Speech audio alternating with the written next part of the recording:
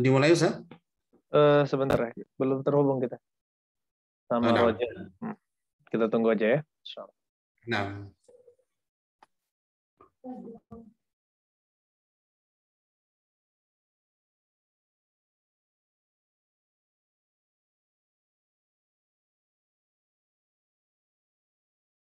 Innal hamdalillah nahmaduhu wa nasta'inuhu wa nastaghfiruh wa na'udzu billahi min shururi anfusina wa min sayyiati a'malina.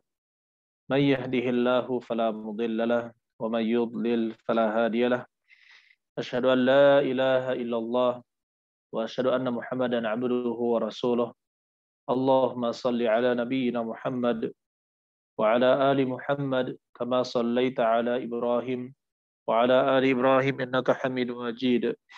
Ya ayyuhalladzina amanu taqullaha haqqa tuqatih wa la tamutunna illa wa antum muslimun. Ya ayyuhalladzina amanu taqullaha wa qulu qawlan sadida yuslih lakum a'malakum wa yaghfir lakum dhunubakum wa may yuti'illaha wa rasulahu faqad faza fawzan 'azima. Wa ba'd. Ayyuhal ikhwah rahimani wa rahimakumullah. Saudari sekalian, Bapak Ibu sekalian yang mudah-mudahan kita semua dirahmati oleh Allah Subhanahu wa taala, pendengar Radio Roja Darussalam Palembang dan sekitarnya, dan juga sahabat atau rekan-rekan di Kutab Rumah Quran Malang yang mudah-mudahan kita semua dirahmati oleh Allah Subhanahu wa taala. Alhamdulillah dengan adanya media kita bisa terhubung meskipun jarak kita ya memisahkan, tetapi alhamdulillah Allah Subhanahu wa taala memberkahi umat ini dengan menggunakan ya hal-hal yang bermanfaat untuk bisa berdakwah, untuk bisa belajar, dan ini merupakan kemudahan dari Allah Subhanahu wa taala. Pada hari ini insyaallah kita lanjutkan kajian kita membahas 100 hadis pilihan pedoman hidup sehari-hari dan penjelasannya yang dikarang oleh saya sendiri Said Yai, yang alhamdulillah kita bisa mendownload. Silakan bagi yang ingin mendownload buku ini maka silakan bisa membuka channel Telegram Pustaka Miftahul Khair. Nah, di sana ada buku yang berjudul 100 hadis pilihan. Maka kita persilahkan kepada teman-teman rekan-rekan sekalian yang ingin mendownloadnya, bisa disebar juga secara gratis, alhamdulillah.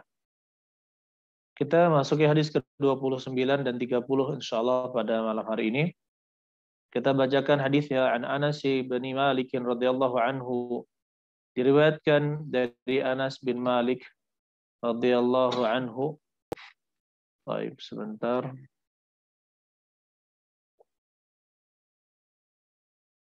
Diriwayatkan dari Anas bin Malik radhiyallahu anhu. Annahu qala Nabi sallallahu alaihi wasallam, bahwasanya dia berkata, Nabi sallallahu alaihi wasallam bersabda, tasaharu fa inna fi sahuri barakah. Bersahurlah kalian karena pada hidangan sahur terdapat keberkahan. Di dalam cetakan yang lama itu tertulis tasaharu fa inna fis sahuri barakah. Tetapi di dalam cetakan yang terbaru saya perbaiki, sebenarnya tidak ada masalah, nanti kita akan jelaskan insyaallah. Yang lebih condong ya, yang lebih masyhur adalah fis suhuri fa inna fis suhuri barakah. Sesungguhnya pada perbuatan bersahur terdapat keberkahan. Rawahu Al-Bukhari wa Muslim, diriwayatkan oleh Imam Al-Bukhari dan Muslim. Yang pertama ya ikhwan, makna as-sahur. As-sahur atau sahur itu artinya adalah hidangan yang dihidangkan ketika sahur. Itu namanya hidangan dengan difathahkan sinnya, yaitu sahur berarti hidangan sahur. Sedangkan suhur itu adalah perbuatan bersahur. Perbuatan bersahur, seluruh yang berkaitan dengan bersahur, maka itu masuk ke dalam lafaz ini, yaitu suhur, perbuatan bersahur. para ulama memang berselisih pendapat dalam mengharokatinya, apakah dibaca fis sahur atau fis suhur. Allah alam bisawab, kedua-duanya boleh. Dan untuk makna yang lebih umum dan lebih masyhur yang digunakan oleh para ulama adalah fa inna fis suhuri barakah. Sesungguhnya pada perbuatan sahur itu terdapat keberkahan. Kalau perbuatan sahur terdapat keberkahan, berarti makanannya, minumannya, dan semua yang berhubungan dengan sahur tersebut pun ya terdapat keberkahan di dalamnya. Ayyuhal ikhwan rahimani wa rahimakumullah, saudara-saudari sekalian yang mudah-mudahan kita dirahmati oleh Allah Subhanahu wa taala. Penjelasan hadis yang di dalam buku kita lihat, bersahur artinya makan makanan atau meminum minuman sebelum datangnya waktu subuh. Ini namanya bersahur. Ya, dan bersahur itu sangat dianjurkan ketika seorang ingin berpuasa. Orang Islam berpuasanya dari terbit fajar shadiq, yaitu masuknya waktu subuh sampai terbenam matahari. Dan Nabi Shallallahu Alaihi Wasallam adalah Nabi yang sangat perhatian dengan umatnya.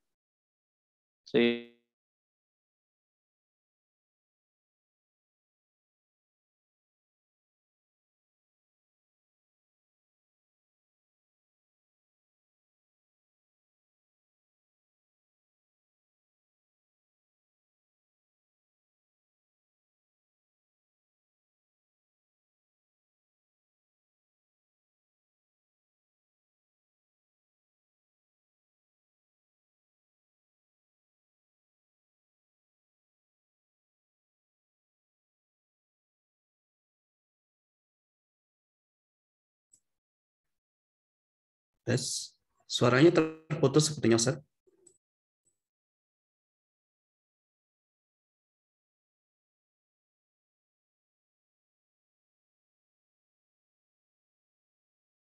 Nah, bahasa. Baik, Fadal Ustaz. Barakallahu fiik. lanjutkan ya. Baik. Tadi kita katakan bahwasanya sahur dan suhur. Sahur itu hidangan sahur. Kalau suhur berarti apa? Perbuatan bersahur. Dan lafaz yang sering kita katakan dipakai oleh para muhaddits adalah lafaz fa inna fis suhur. Sesungguhnya pada hidangan sahur itu terdapat keberkahan. Taib. Tidak menjadi masalah kalau kita mau menghafalnya fis sahur atau fis suhur, itu dua lafaz yang juga diriwayatkan oleh para ulama. Taib. Selanjutnya poin yang ketiga, faedah yang ketiga, pada makanan sahur dan perbuatan bersahur terdapat keberkahan, meskipun hanya dengan sebiji kurma atau seteguk air.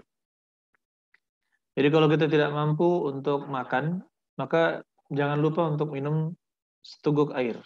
Ya, kita usahakan bisa bersahur untuk mendapatkan keberkahan bersahur, yaitu makan atau minum sebelum waktu subuh.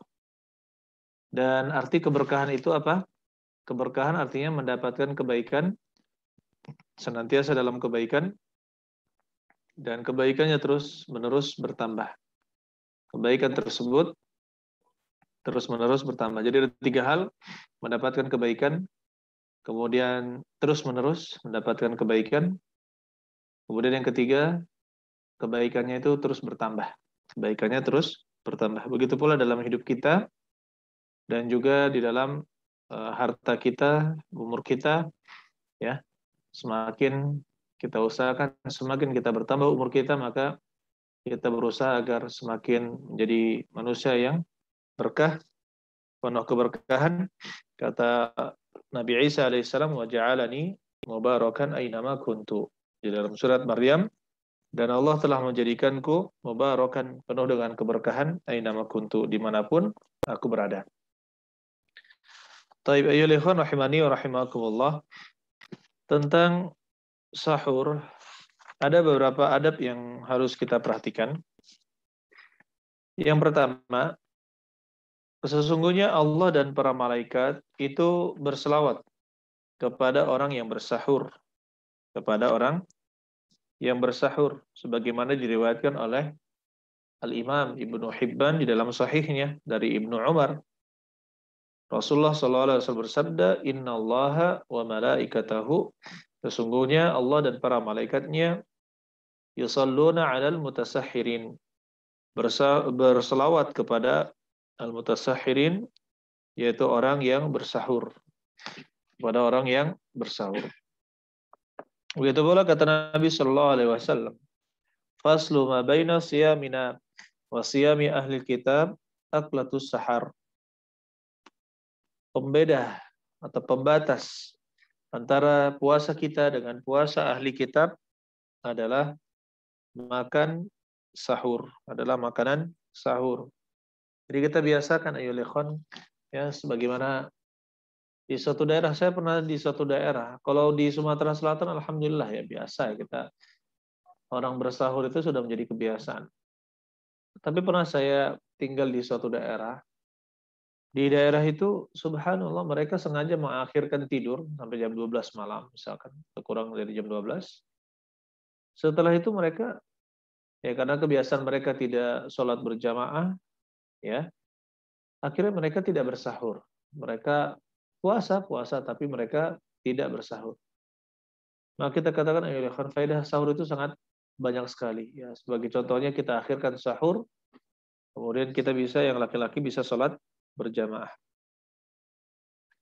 Kemudian disunahkan di dalam sahur itu untuk makan kurma. Kita usahakan tetap makan kurma di dalam sahur kita. Kata Rasulullah SAW, ni'ma sahurul mu'min at-tamru. Sebaik-baik hidangan sahur seorang mukmin adalah kurma. Jadi kita siapkan kurma, dan alhamdulillah sifat kurma itu tidak mudah busuk. Ketika dia kering, maka dia awet. Ya, ketika dia kering, maka dia itu awet. Sehingga kalau dia awet, bisa disebar ke berbagai macam negara. Dan alhamdulillah kita bisa mendapatkan kurma sekarang ini dengan mudah, walaupun harganya juga lumayan. Kemudian disunahkan selanjutnya ketika bersahur adalah mengakhirkan sahur. Kita undurkan sahur sampai mendekati waktu subuh. Sebagaimana di dalam riwayat Zaid bin Thabit radhiyallahu anhu, tasaharna ma'a Rasulillah ma'a Nabi sallallahu alaihi wasallam, thumma qama ila shalah. Dulu kami pernah bersahur bersama Nabi sallallahu alaihi wasallam, kemudian kami pun mendirikan salat. Qultu, kami pun berkata, saya berkata, yaitu Anas bin Malik, kam kana bainal adzan was sahur? Qal, berapakah jarak antara adzan dan perbuatan sahur tersebut? Beliau berkata, qadru 50 ayat. Yaitu setara seperti membaca 50 ayat. Seperti membaca 50 ayat. Ini juga menunjukkan bahwa akhir sahur Nabi SAW sampai iqamat itu seperti membaca 50 ayat, ya sekitar 13 atau 15 menit seperti itu, ya.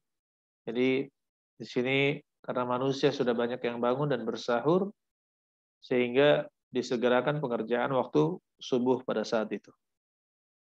Kemudian di riwayat Ahmad, di dalam riwayat Imam Ahmad dari Abu Atiyah, dia berkata, qultu li Aisyah, saya berkata kepada Aisyah, fina rajulani min ashabin Nabi sallallahu alaihi wasallam, di antara kami ada dua orang sahabat Nabi sallallahu alaihi wasallam, ahaduhuma yu'ajjil iftar, salah satunya itu menyegerakan berbuka, wa yuakhirus suhur, dan mengakhirkan sahur, wal akhar yuakhiru al-iftar wa yu'ajjil as-suhur, sedangkan yang satunya ya mengakhirkan buka puasa dan menyegerakan bersahur.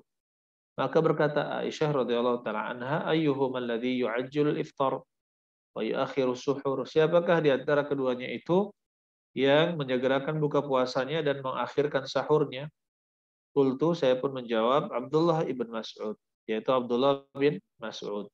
Qalat hakadha kana Rasulullah sallallahu alaihi wasallam yasna'. Seperti itulah yang dilakukan oleh Rasulullah sallallahu alaihi wasallam. Jadi Nabi sallallahu alaihi wasallam itu ketika bersahur, beliau akhirkan sahurnya. Ketika beliau berbuka, maka beliau menyegerakan menyegerakan berbuka puasa. Ya, keberkahan ada pada keduanya. Taib. Sebenarnya kenapa saya masukkan hadis ini di dalam buku 100 hadis? Allah alam bisawab, salah satu sebabnya karena saya pernah tinggal di daerah yang seperti itu. Jadi ini menjadi pelajaran saya apabila ini terus merembet ke daerah-daerah yang lain, menyepelekan sahur, maka penting saya katakan ya, harus ada hadis tentang bersahur, keutamaan bersahur sehingga orang ketika berpuasa ya mengerjakan bersahur dan mereka tidak menyia-nyiakan amalan tersebut. Kemudian ya ikhwan rahimani wa rahimakumullah, apalagi kalau misalkan pengajaran anak-anak ya, buku ini kan digunakan untuk pemula. Anak-anak itu kalau puasa malas bangun, malas bangun. Makanya juga saya sebutkan dan dalam kehidupan mereka setahun sekali mendapatkan bulan Ramadan.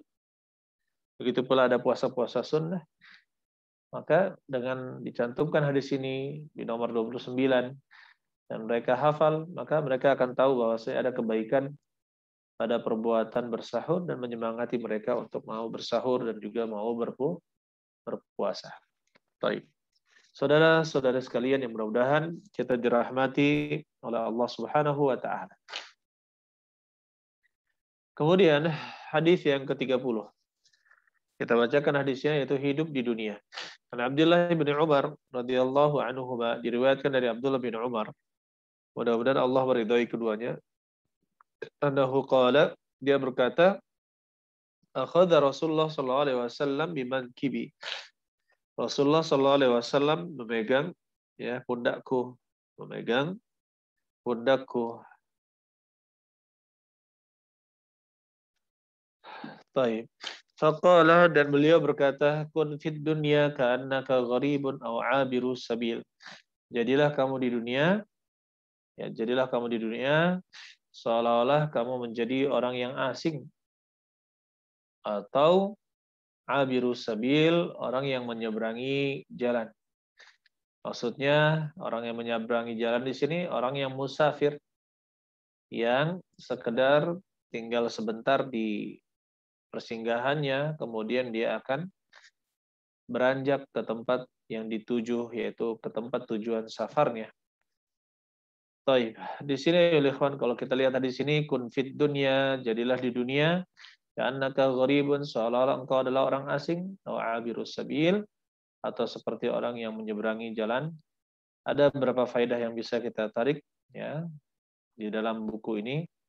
Yang pertama, faedah yang pertama, dunia ini hina bila dibandingkan dengan akhirat.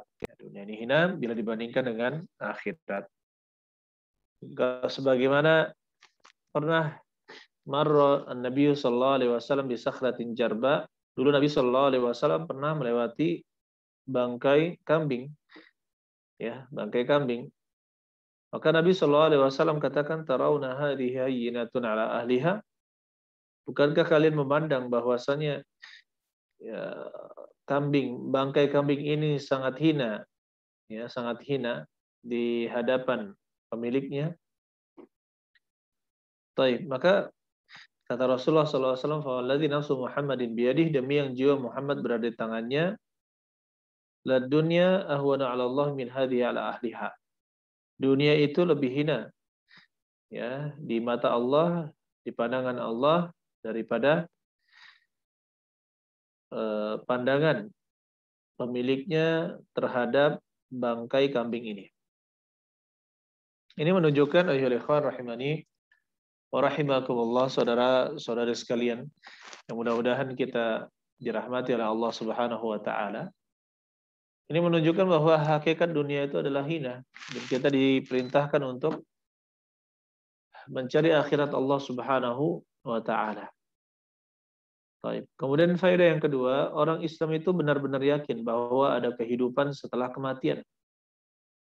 Yaitu kehidupan di alam kubur, kehidupan ketika semua manusia dibangkitkan, dan kehidupan di surga dan neraka.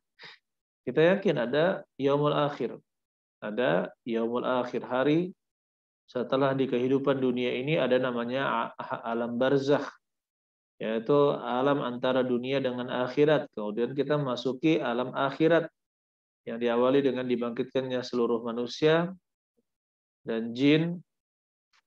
Ya, kemudian mereka mengalami proses kebangkitan, dikumpulkan di padang mahsyar dan seterusnya. Saudara-saudari sekalian, mudah-mudahan kita dirahmati oleh Allah Subhanahu wa taala. Kita harus yakin bahwasanya ada hari akhir. Ya, ada hari akhir. Kemudian yang ketiga, orang Islam harus berharap untuk mendapatkan surga Allah taala, yaitu kehidupan yang penuh dengan kenikmatan, kekal dan abadi. Oleh karena itu Rasulullah SAW menyuruh agar kita hidup di dunia hanya seperti orang asing, atau seperti orang yang menyeberangi jalan saja, tidak ingin berlama-lama di jalan, tidak ingin berlama-lama di jalan. Nah, orang yang gharib, orang yang asing, apabila hidup di suatu tempat, maka dia akan terlihat asing dan merasa asing. Saya beri contoh, kita yang memiliki kebiasaan berbeda sekali dengan orang-orang di Afrika, terutama bagian selatan. Afrika terutama bagian selatan. Kalau bagian utara kan banyak kaum musliminnya. Nah, sekarang kita misalkan kita asing terhadap kebiasaan dan juga kita asing dengan perilaku mereka. Mereka pun asing dengan perilaku kita. Warna kulit kita pun berbeda dengan warna kulit mereka. Sehingga setiap berjalan kita menjadi perhatian atau menjadi orang yang asing. Ketika berbicara mereka tidak paham bahasa kita. Ketika kita pakai bahasa Inggris mereka juga tidak bisa. Coba lihat. Orang yang seperti ini bicara pakai bahasa isyarat, tidak ada yang dijadikan teman untuk berbicara, untuk berkeluh kesah, untuk berbagi kebahagiaan.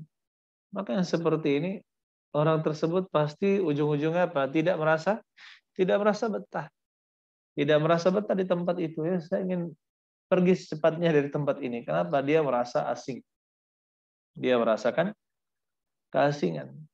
Oleh karena itu seperti itulah dunia, ayol ikhwan. Orang Islam itu sudah selayaknya menjadi orang asing dan tidak betah dengan dunia ini karena dia mengharapkan kehidupan yang lebih baik di surga nanti, yaitu kehidupan yang dipenuhi dengan kenikmatan abadi. Dia paham bahwasanya di dunia ini bukan tempat tinggal abadi.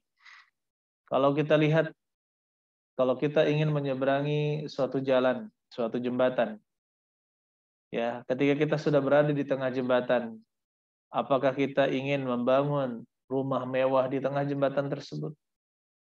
Ataukah kita hanya mampir sebentar, kalau kita kelelahan, kemudian kita teruskan perjalanan? Maka jawabannya kita, karena tahu tujuan kita bukan jembatan, maka kita akan meneruskan perjalanan kita. Begitu pula orang yang di padang pasir. Ketika dia di perjalanan mendapatkan pohon untuk bernaung, berteduh, maka dia beristirahat bersama rombongan di bawah pohon tersebut, kemudian meluruskan kaki misalkan, atau meluruskan pinggang, ya. Kemudian setelah itu dia beranjak kembali ke perjalanannya. Seperti itulah orang Islam, ayol ikhwan. Hanya menjadikan tempat singgah saja. Tempat singgah sementara, yang mana kita ketika singgah di dunia ini, kita benar-benar mencari perbekalan yang bisa kita bawa ke akhirat. Wa tazawwadu fa inna khairaz zadi taqwa. Dan berbekallah kalian, sesungguhnya sebaik-baik perbekalan adalah takwa. Kemudian ayol ikhwan selanjutnya tentang abirus sabil. Abirus sabil, orang yang menyeberangi jalan, maksudnya adalah orang yang sedang dalam perjalanan. Kemudian dia mampir sebentar di suatu tempat. Tentunya dia tidak ingin berlama-lama di tempat itu. Karena tempat mampir tersebut bukanlah tujuan dia. Begitu pula orang Islam, dia memahami bahwa dunia ini adalah tempat berjalan dan beribadah kepada Allah dan menganggap bahwa dunia hanya sementara sehingga dia tidak menjadikannya sebagai tujuan hidupnya. Subhanallah. Jadi kalau orang yang tahu bahwa dunia ini hanya sementara, maka dia tidak akan mengejar untuk kehidupan abadi di dunia karena dia tidak akan mendapatkannya. Pasti datang yang namanya kematian.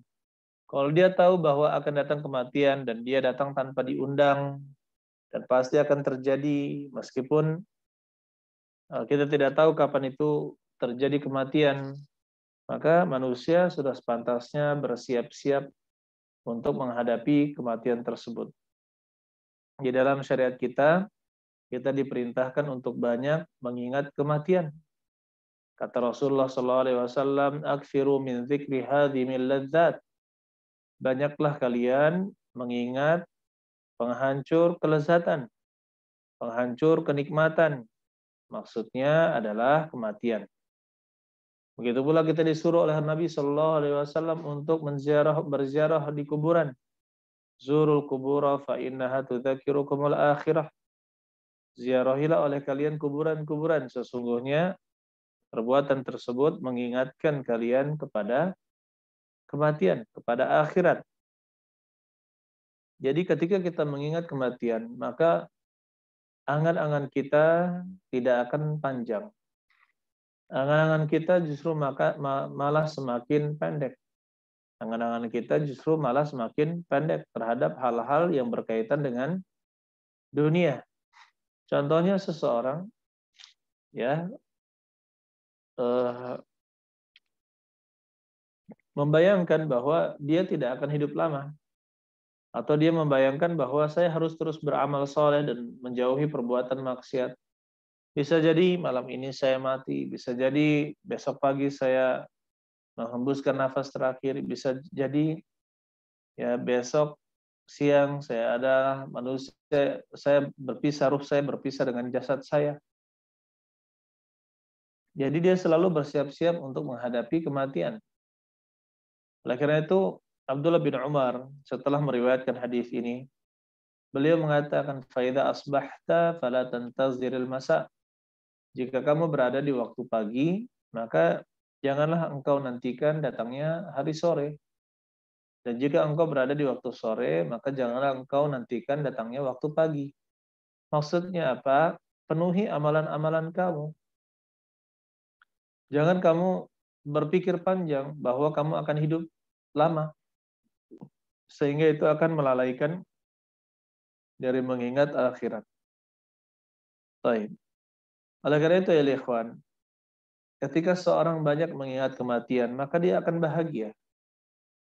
Jika seorang selalu mempersiapkan dirinya untuk menghadapi kematian, maka dia akan mempersiapkan sebaik-baik waktunya untuk digunakan untuk beribadah kepada Allah Subhanahu wa taala dan menghindari hal-hal yang tidak bermanfaat untuknya. Begitu pula dia akan menghindari perbuatan-perbuatan yang diharamkan. Akan selalu berakhlak mulia. Bahkan dengan mengingat kematian, kita kalau dalam kesempitan maka akan terasa lapang. Kata Rasulullah SAW, "Ma dzakarahu ahadun fi dhiqin minal 'aishi illa wassa'ahu 'alaihi." Tidaklah ada seorang mengingat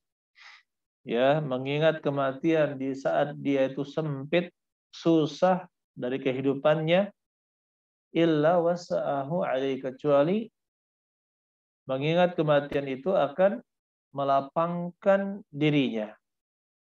Wala fi sa'atin illa dayyaqaha 'alaihi. Dan tidaklah ketika dia berada di dalam kelapangan hidup, kenyamanan hidup, kalau dia mengingat kematian, maka itu akan menjadi sempit untuknya. Maksudnya apa? Ketika dia merasa dirinya sudah nyaman, sudah ini, kalau dia mengingat kematian, maka dia tahu bahwa itu bukanlah hal yang abadi, kenyamanan ini hanya sementara, ada negeri akhirat yang penuh dengan kenikmatan, dan ketika di alam barzakh, alam kubur, belum tentu mendapatkan kenikmatan kubur. Sehingga kelapangan yang dia miliki pun itu terbatas. Dilakukan untuk apa? Untuk banyak mengingat kematian. Saudara-saudara sekalian, tulul amal, panjangnya angan-angan itu tercelah. Kecuali kita memiliki angan-angan untuk akhirat, untuk kebaikan-kebaikan akhirat. Misalkan Nabi Shallallahu Alaihi Wasallam pernah menyiapkan pasukan-pasukan perang, ya dikirim ke perang ini, dikirim ke perang itu, dan telah dicatat nama-nama mereka. Dan setelah beliau meninggal ternyata pengaturan atau tanzim tersebut, pengaturan Nabi Shallallahu Alaihi Wasallam tersebut dilaksanakan oleh Abu Bakar As-Siddiq. Begitu pula kata Nabi Shallallahu Alaihi Wasallam mengenai amalan soleh yang akan dikerjakan, lau adraktu al-am al-muqbil, atau kama qala sallallahu alaihi wasallam, seandainya saya mendapatkan tahun depan, la sumtut tasi', maka saya akan berpuasa di tanggal 9, maksudnya 9 Muharram. Nabi Shallallahu Alaihi Wasallam belum pernah mempuasainya. Beliau berpuasa di tanggal 10 Muharram. Tetapi ada keinginan kalau dapat tahun depan, maka beliau berpuasa di tanggal 9 Muharram. Taib, ini adalah keinginan yang tidak kesampaian dari Nabi Shallallahu Alaihi Wasallam. Ini adalah angan-angan. Jadi kita simpulkan, kalau angan-angan tersebut adalah angan-angan kebaikan yang berhubungan dengan akhirat, berhubungan dengan akhirat Allah Subhanahu Wa Taala, maka tidak mengapa kita berangan-angan. Contohnya membangun masjid yang seperti apa? Seperti ini. Mau bikin pondok pesantren seperti apa? Seperti ini. Konsepnya bagaimana? Blueprintnya bagaimana? Ya kan? Kemudian gurunya dari mana? Tenaga pendidik yang bukan gurunya dari mana? Ini kan dipikirkan semuanya. Ini butuh perancangan yang matang. Tapi tidak menjadi masalah ini. Ya, panjang angan-angan dalam hal ini, dalam urusan akhirat Allah Subhanahu Wa Taala tidak menjadi masalah. Nah, di sini yang terlarang adalah, dan bahkan orang yang bercita-cita baik untuk akhirat, untuk agama Allah Subhanahu Wa Taala, ya niat mereka itu, cita-cita mereka itu diberikan pahala oleh Allah Subhanahu Wa Taala. Baru berniat saja sudah mendapatkan pahala, apalagi menjalankannya. Adapun permasalahan-permasalahan dunia, contohnya seorang ingin, nanti saya umur sekian, misalkan 25 tahun saya akan menikah dengan fulanah. Kemudian umur sekian maka saya akan bangun rumah.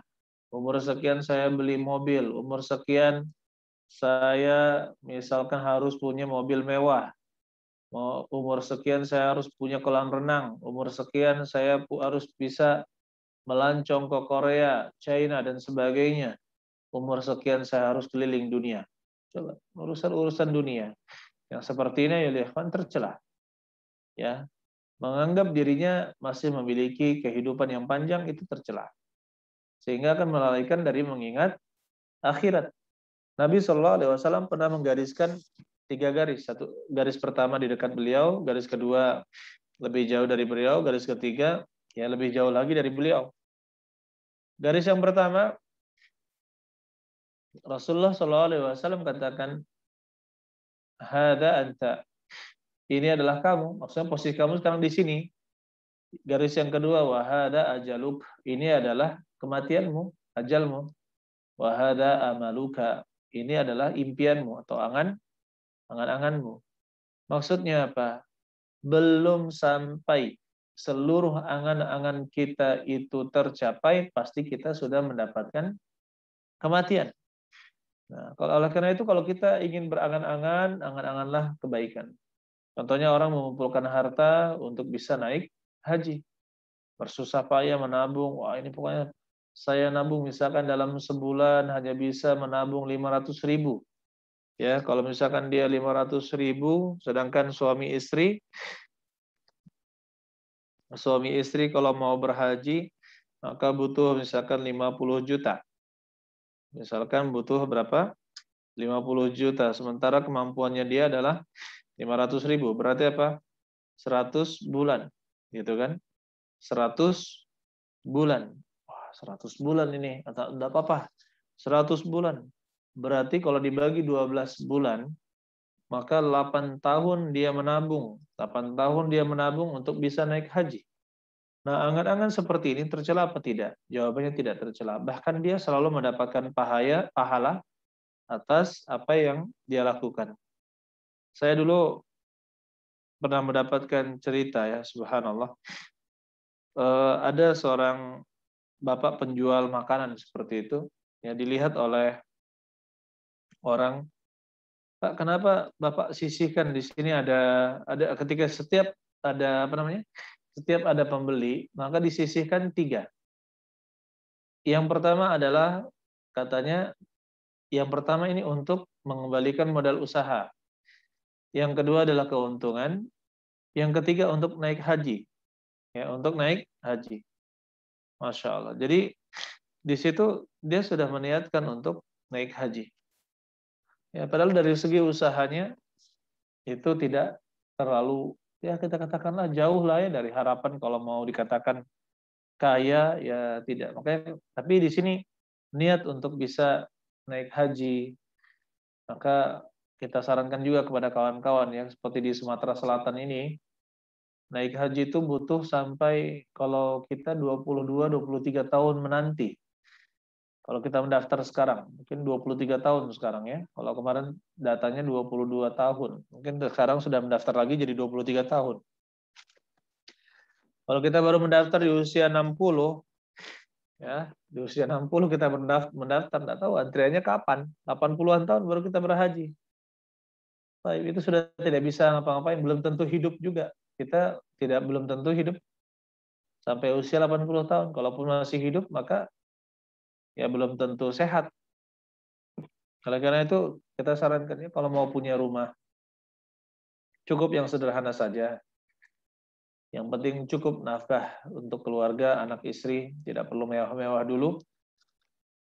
Kemudian setelah itu pikirkanlah untuk bagi yang ingin bisa untuk berhaji, maka pikirkanlah untuk berhaji. Kemudian setelah kita mendapatkan kursi, ya setelah kita mendapatkan kursi untuk naik haji, maka kita baru baru terserah mau melebarkan rumah, menghiasi rumah, maka itu menjadi lebih tenang. Kenapa? Karena kalau kita baru mendaftar di usia 50 atau 60, ya, maka kita tidak tahu kapan itu masih bisa berhaji atau tidak, atau kita sudah meninggal terlebih dahulu atau tidak. Karena umatnya Nabi Muhammad SAW, a'maru ummati baina sittina wa sab'in. Umur umatku ini antara 60 sampai 70 tahun. Baik. Saudara-saudara sekalian, jadi ini berkaitan dengan panjang angan-angan. Panjang angan-angan. Banyak perkataan dari para salaf atau orang-orang terdahulu. Begitu pula perkataan dari para ulama yang bisa kita dengarkan insyaallah berkaitan dengan ini. Begitu pula hadis-hadis Nabi sallallahu alaihi wasallam. Contohnya kata Rasulullah sallallahu alaihi wasallam, "Salahu awwali hadhil ummah bizahadati wal yaqin." Kesalehan awal umat ini adalah dengan kezuhudan mereka, maksudnya terhadap dunia, wal yakin dan keyakinan. Wa halaku akhiriha, dan kebinasaan akhir umat ini bil bukhli wal amali, yaitu karena kepelitan dan juga angan-angan. Jadi pelit dan panjangnya angan-angan itu justru malah menghancurkan umat ini. Yang zaman dahulu zuhud terhadap dunia dan juga keyakinan itu malah mensolehkan awal umat ini. Baik. Oleh karena itu Al-Hasan Al-Basri juga mengatakan, ma'atala abdul amala, ma'atala abdun al-amala, tidaklah seorang hamba memanjangkan angan-angannya illa asa'a al-amal, kecuali dia akan memperburuk amalannya, Begitu pula kata Ibnu Qayyim, miftah kulli syarrin hubbud dunya wa tulul amal. Kunci dari segala keburukan adalah hubbud dunya wa tulul amal. Kunci dari segala keburukan adalah cinta dunia dan panjangnya angan-angan. Ya, panjangnya angan-angan. Kalau semakin cinta kepada dunia, semakin panjang angan-angannya, ingin ini, ingin itu dari bagian dunia, maka dia akan menjadi orang yang sangat buruk.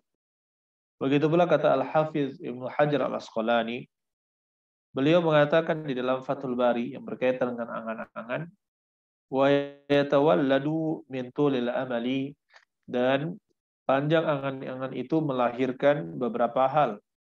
Al-kaslu 'anit ta'ah, malas untuk berbuat taat. Yang pertama malas untuk taat, malas untuk beribadah. Wa taswifu bit taubah, yang kedua adalah taswif bit taubah, yaitu menunda-nunda taubat. Yang kedua itu menunda-nunda taubat. Yang ketiga, warraghbatu fid dunya. Ya, raghbah fid dunya, sangat menginginkan dunia, rakus terhadap dunia. Wan nisyanu fil akhirah, melupakan akhirat. Semakin dia panjang angan-angannya, maka akhiratnya itu semakin dia lupakan. Kemudian yang kelima, wal qaswatu fil qalbi, dan hatinya keras. Ya, hatinya keras. Sebagaimana Allah katakan, fatala alaihimul amad faqasat qulubuhum. Kemudian panjang angan-angan mereka sehingga hati-hati mereka mengeras. Hati-hati mereka mengeras. Baik, di sini ini beberapa hal yang subhanallah ya, membinasakan atau merusak ibadah seseorang ketika dia panjang angan-angan terhadap urusan dunia. Bahkan kata Nabi Shallallahu Alaihi Wasallam, la yazalu qalbu kabirin syabban fitnataini. Senantiasa hati orang yang tua itu selalu muda, fitnataini, pada dua hal, fi hubbid dunya wa tulil amal, pada cinta kepada dunia dan panjang angan-angan. Jadi tidak heran kalau kita melihat banyak orang yang sudah tua, ya, tetapi nafsu memiliki hartanya itu sangat besar. Angan-angannya juga sangat panjang, padahal usianya misalkan sudah 60 tahun. Angan-angannya panjang sekali. Ingin ini, ingin itu, ingin bikin hotel ini, bikin hotel itu, dan sebagainya. Ya, jadi kita katakan ayuhal ikhwan, panjangnya angan-angan ini sangat berbahaya.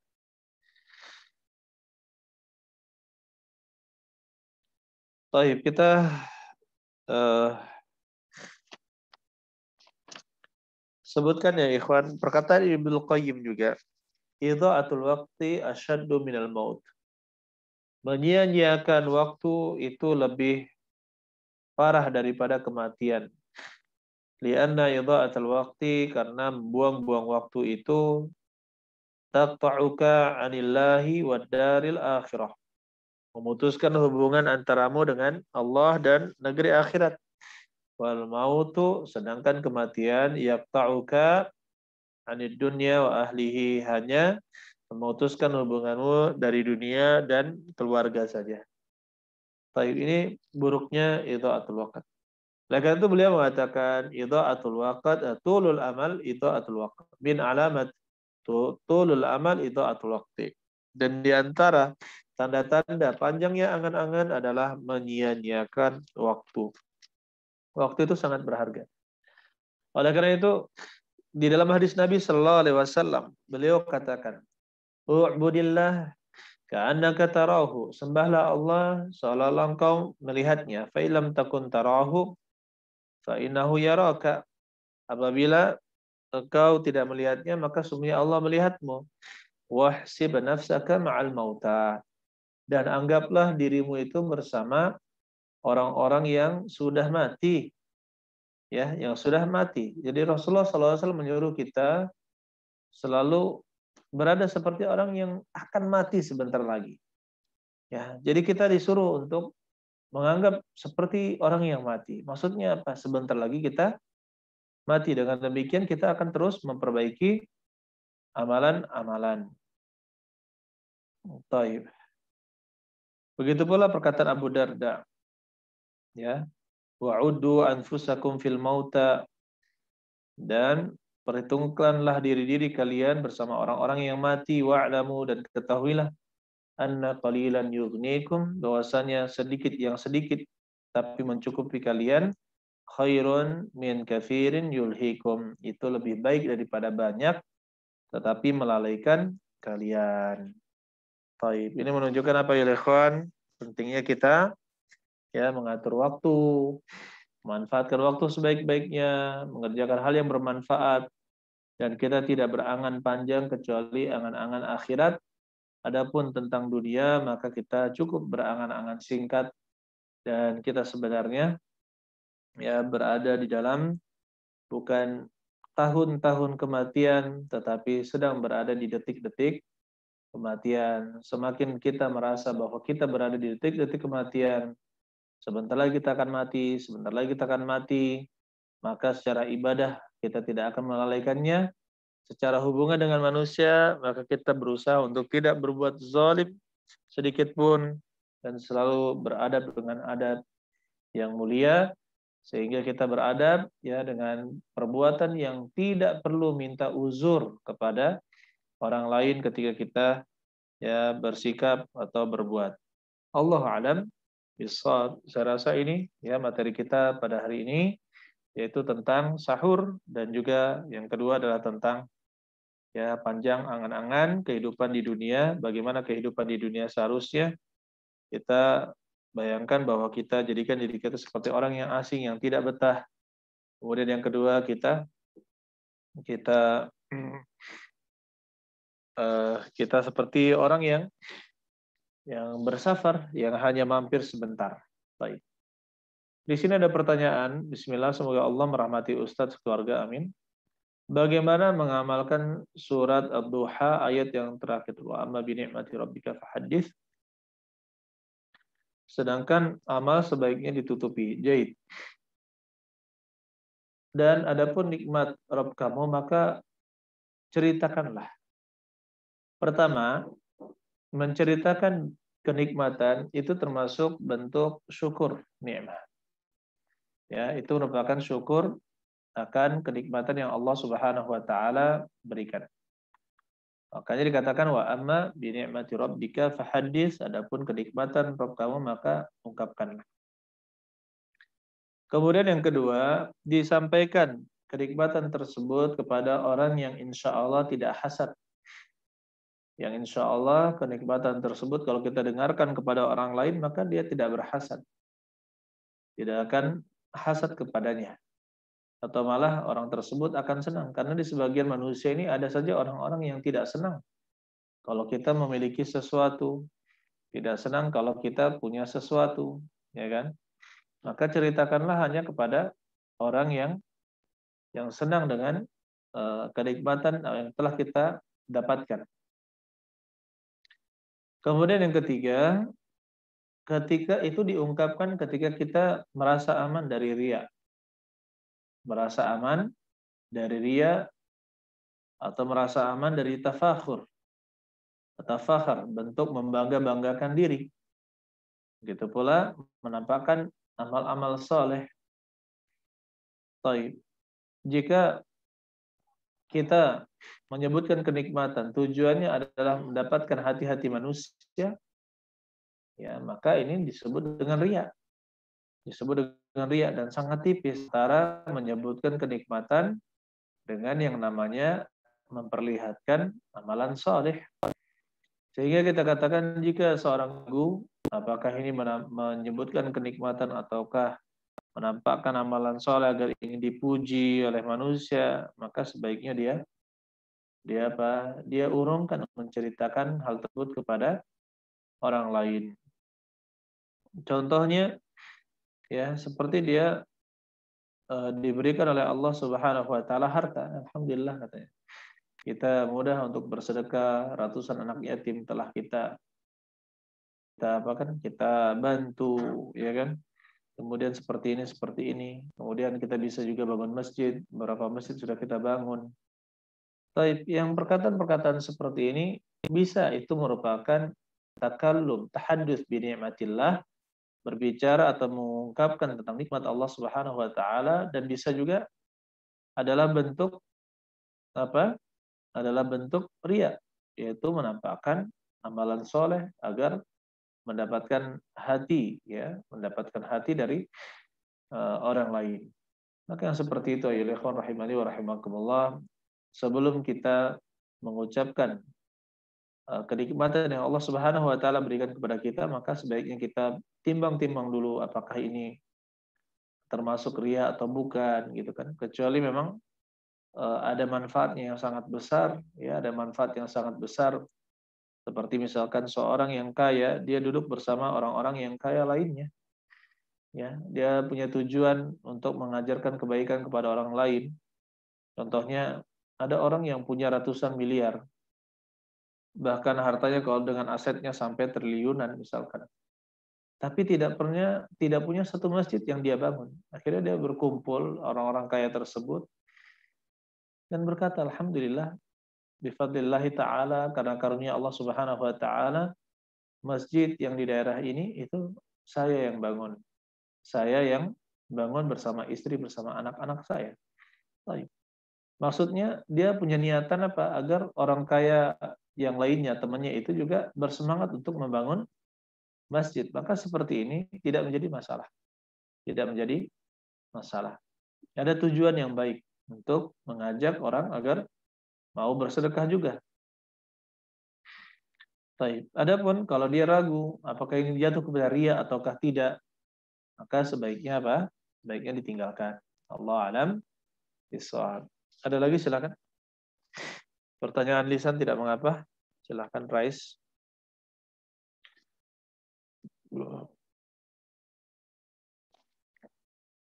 Ada yang bertanya? Silakan. Kalau tidak ada, maka kita cukupkan. Allah alam bishawab. Barakallahu fikum jami'an.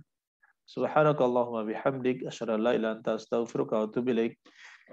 Assalamualaikum warahmatullahi wabarakatuh.